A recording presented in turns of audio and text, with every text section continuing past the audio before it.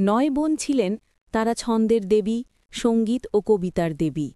তাঁদেরই একজন দেবরাজ জুপিটারের পুত্র, সৌন্দর্য ও সঙ্গীতের দেবতা আপোলোকে বিবাহ করেন।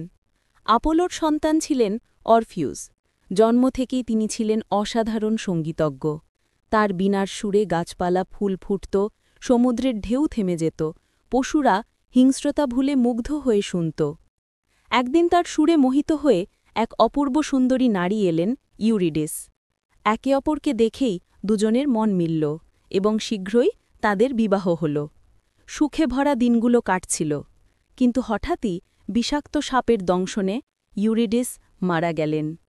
স্ত্রীকে হারিয়ে শোকে পাগল অরফিউস অলিম্পাস পর্বতে গিয়ে দেবরাজ জুপিটারের কাছে প্রার্থনা করলেন। দেবরাজ বললেন, যাও, পাতালপুরীতে গিয়ে যমরাজ প্লুটোর কাছে স্ত্রীকে ফিরিয়ে আনো। অরফিউস সাহস করে বীণা বাজাতে বাজাতে পাতালে প্রবেশ করলেন। তার সুরে ভয়ঙ্কর ত্রিমুণ্ড কুকুর সেরবারাস শান্ত হল, নরকের যন্ত্রণা থেমে গেল, অভিশপ্ত আত্মারাও স্বস্তি পেল।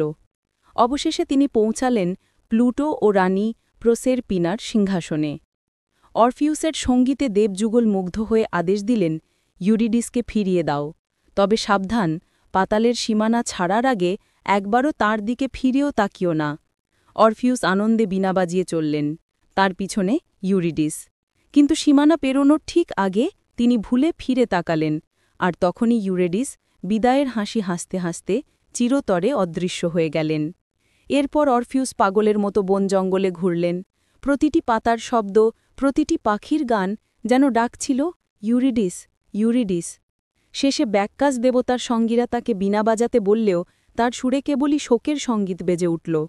ক্রুদ্ধ হয়ে তারা তাকে হত্যা করে নদীতে ভাসিয়ে দিল। কিন্তু মৃত্যুর পরও নদীর ঢেউ, ঝর্ণার শব্দ বাতাসের নিঃশ্বাসে প্রতিধ্বনিত হতে লাগল, অরফিউস ও ইউরিডিস, প্রেম অমর।